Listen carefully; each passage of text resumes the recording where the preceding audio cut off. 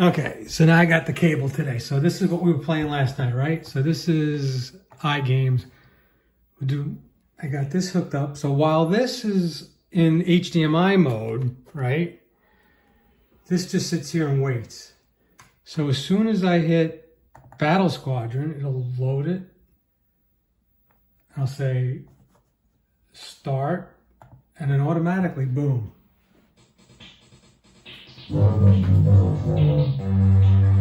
Plays on this screen. Now this monitor is the one, actually this is NTSC, so we'll play the PAL one. So this monitor is set for PAL. There we go.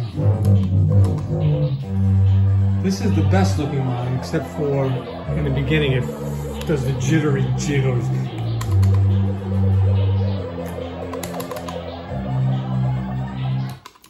It's awesome.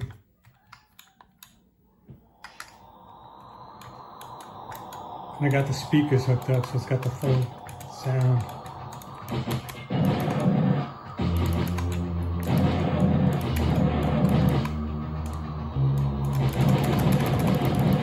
Playing with one hand. Playing one hand, watching the camera. Anyway. And then you can't control this screen when this is on.